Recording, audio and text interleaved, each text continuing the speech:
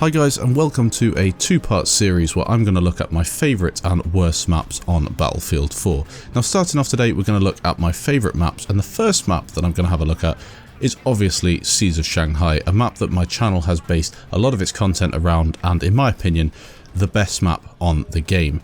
Obviously, spending a lot of time in the attack helicopter, this map is going to be a favourite of mine. I also do love, if you don't already know, to tank in vehicles, LAVs, AA guns if possible, and things like that. So this map really does offer quite a lot in terms of vehicular warfare, and for the attack helicopter you just can't get close to it. The amount of air vehicles you're going to come up against, the amount of infantry that you can pick off, and the actual Charlie flag as well really provides an all-round superb gaming experience for anybody who really enjoys playing in the vehicles. Now you're going to see a bit of gameplay from both the gunner and a tank perspective, and you can really get to grips with this kind of thing that I'm talking about. The fast playstyle with a vehicle and the flag-to-flag warfare that you're going to find on this map is superb, and I really think that it's a well-balanced map as well, apart from the fact that the two choppers are going to be slightly different, but in this case it was US versus US, so it was a completely balanced game.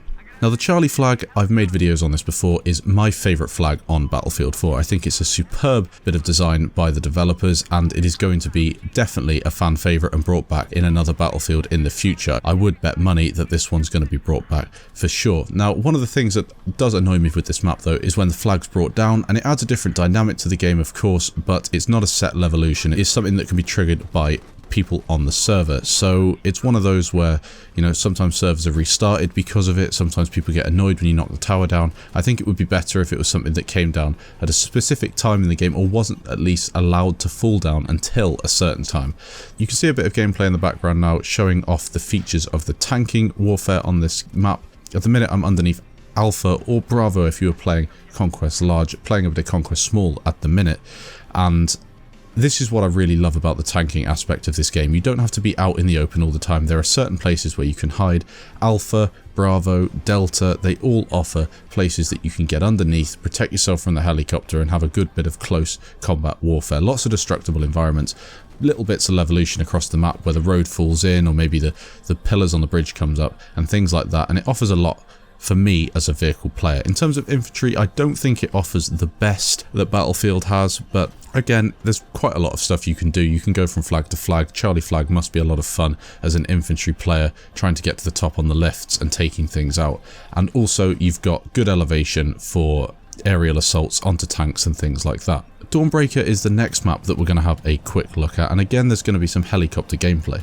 This map is one of my favourites, and is one that I think could possibly be brought back in a future Battlefield title, and purely because, in my opinion, it offers both infantry and vehicle warfare at a really high level. The balance on the map is quite nice, the flags are well laid out, and apart from the jets, I think they get the vehicles spot on this map. There is a need for an AA gun, I believe, because there's so much cover for buildings. The air vehicles can hide behind them if needs be, and if you're fairly competent with your gunner, you can take down a lot of people on this map and rack up some really nice kill streaks. In terms of infantry, I have played the map a couple of times. I've had 1 or 2 games on TDM, and as I said before, a bit of Rush, and I think it is very nice as well. There's a lot of destructible environment on this, and not a massive levolution event that goes on. Obviously the bridge comes down in the middle, but it's not something that really dynamically changes the map.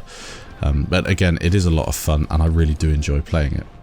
Next up, we're going to have a quick look at PARACEL Storm. This would be a map that I regularly play. I do enjoy playing in the attack boat, and there's also a couple of other options for people on this map. Sometimes I've played infantry, once or twice I've ventured into the AA gun, but I don't really go into the helicopters or the jets all that often. If you've watched one of my recent episodes of Dual Gameplay, you'll actually have noticed that I played this map with a friend with the jet, and that's what I love about PARACEL Storm the most. The combination of jets and attack boats taking advantage of people on the battlefield. I think it's absolutely superb. And number 4, we're going to have a look at road transmission and a bit of LAV gameplay on Delta flag. This map is fantastic for tanking. It is such a good map. With the amount of vehicles that you're going to come up against is fairly nice. You're not going to be running out of ammo all that much, and you also got a lot of infantry to fight against, which I think is fantastic. You can get from flag to flag very quickly, and you've got the dish to protect you from the onslaught of jets, which you'll also find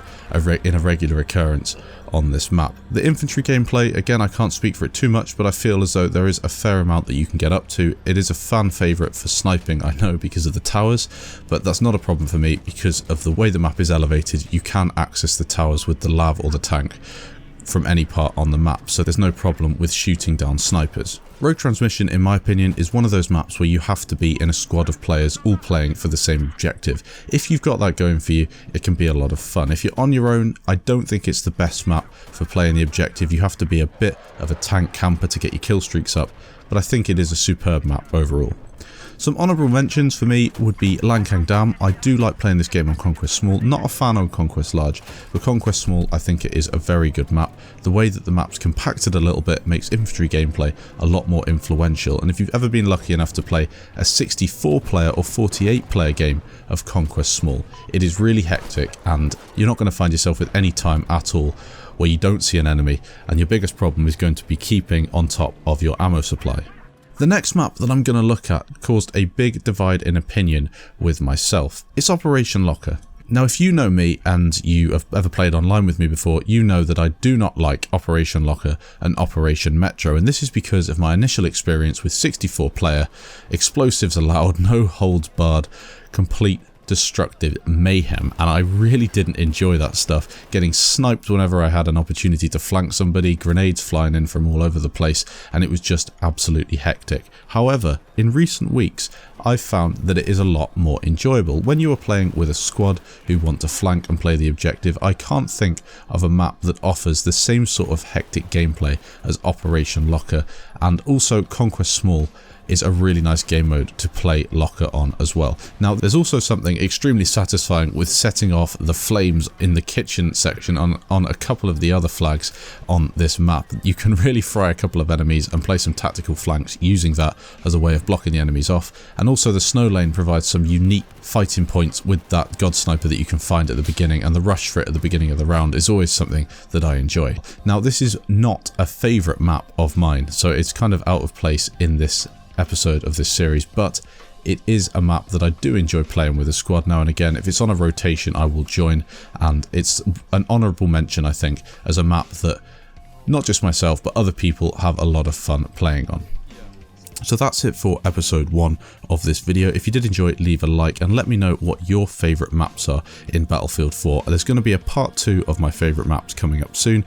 I've got a couple of the DLC maps involved in there as well, and some gameplay from each of those. Before that one comes out, let me know down in the comments what your favourite maps would be so I can maybe mention those in my episode.